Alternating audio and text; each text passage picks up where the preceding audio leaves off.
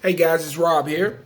I had something I want to share with you guys in pertaining to buying a used car. Okay, today I talked to a customer, a potential customer, that was interested in a third row SUV that we had on the lot. The particular third row SUV, it was a 2002 Ford Expedition, 180,000 miles, super clean inside, runs really well under the hood. I mean, everything looks good. I mean, it's a really great car. It's part of what we do here. We sell quality used cars.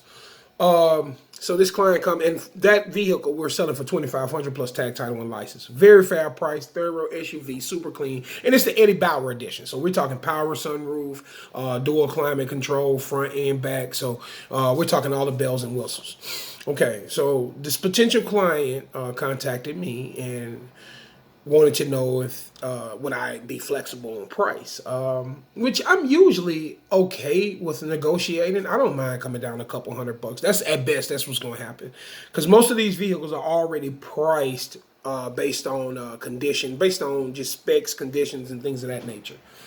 But I'm okay with coming down a couple $100 if I have to. But this person wanted me to come down like $1,000, and they told me, "Oh, it's got 180,000 miles. It should be only 1,500." Okay, that's where the buck stops.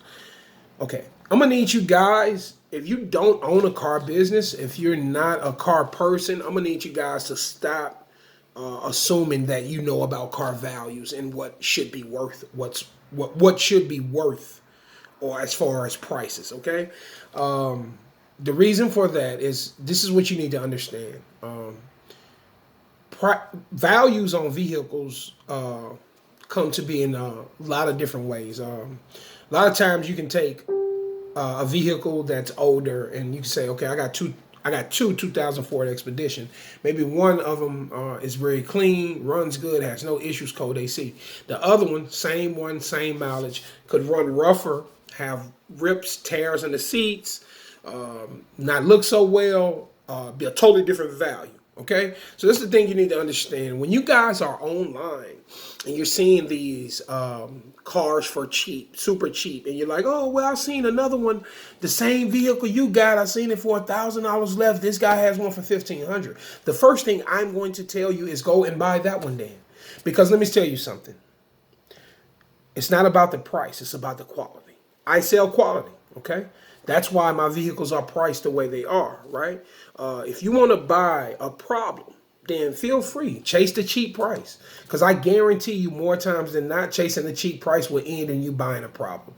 You know how I know? Because I buy cars for a living, okay? You're never going to know more about cars than me. Because I spend over $25,000 a week in cars. This is what I do, bro. I eat, sleep, and shit it. Excuse my language, but it's true. I live cars, okay? So, what I'm going to tell you, okay, the best thing for you to do is to do a deal with me, because I can almost guarantee you that most of the guys that sell used cars are not going to care as much. It's not going to be looking for return business. It's just going to be looking to do a quick flip and send you on about your business. But my point is that don't assume that what you think a car should be worth is what it's going to be, because it's just not true. I mean, just because you feel like, oh, it's 180,000, oh, it's a 2002, it should be this. It's still a running machine. This machine still works. It still serves the same purpose that it served in 2002, and it just so happens still looks good. And so, the only thing that changed is the age, but it still does the same thing. Now, I'm not out here asking for the $40,000 that it was worth in that day, okay? But you are going to pay a premium based off of what it costs me to own this vehicle, okay? Like, this is what you guys need to understand. We pay for dealer's license. We pay a pretty penny to get a dealer's license to have access to private dealer auctions, okay? These private dealer auctions have much better quality cars than what you know as a public auction. It's not the same thing, okay? Those are crappy cars. Those are cars with issues, cars with lost titles. Private dealer auction are quality cars. Even if the cars that have problems, they tell you what. Usually you can either check it out or they tell you what's going on with the car. So these cars we buy at auction, they don't come cheap, okay? Sometimes it costs us $2,000 to pay for that SUV, 2,000 plus the buy fees. So you're not going to buy something from me for less than what I paid for, or a couple $100 more. It has to be worth it. Okay. The only times I sell a car and I only make a couple $100 is when I'm just like had the car too long and I just want to get out of it to move on. But more times than not, I'm going to get what I'm asking or close to what I'm asking for a car, because I sell quality vehicles. Okay. So listen, there's a lot of people out there that sell used cars. I'm not telling you that you can't find other used cars, but can you find quality vehicles? That's the key. Okay. In 2020, just buying a car from anybody, those days are over, bro. Like buying cars from guys at corner stores, gas stations, and stuff like that. That stuff is ridiculous for a couple different reasons. You don't want to be meeting strangers just in random places, right? But the main thing is to know this. Someone sells you a car at a gas station and you driving home and it breaks down. What are you going to do then? The chances that they will answer their phone until you come back and get your money back is very slim, almost non-existent. So another thing that brings to mind is when I tell people that I'm a dealer. When people ask me, am I a dealer? Because I post all over Craigslist. Yes, I'm in buy owner, I'm buy dealer. Don't make no difference. Even when you post in buy dealer, you people still come and ask, oh, are you a dealer? So it doesn't matter, all right? But the thing is, what you need to know is that I can make a huge case for why dealing with a dealer is better. And for one thing you need to know is dealers are dependent upon people to keep their business running. So most dealers that I know won't return business. They want to do the right thing so that the client will come back. And I'm not saying all of them. I think there are probably more bad ones than good ones. But if you do your due diligence, you will find good dealers out there. Okay. I tend to be one of them. I'm being honest. I mean, I don't have to lie about what I offer. I have return clients. Like I say, I have a building, I have a compound that I pay quite a bit of money for, and I could not afford to pay for it unless I did good business. So with me, you circumvent taking a lot of risk. You don't have to take as much risk. We do provide, like I say, we provide very quality used cars. Buying a used car is extremely risky. It can be extremely beneficial at the same time, okay? But if you don't know what you're doing, if you don't know what to look for, if you don't know how to buy, what a car is valued at, you're going to get a bad deal, okay?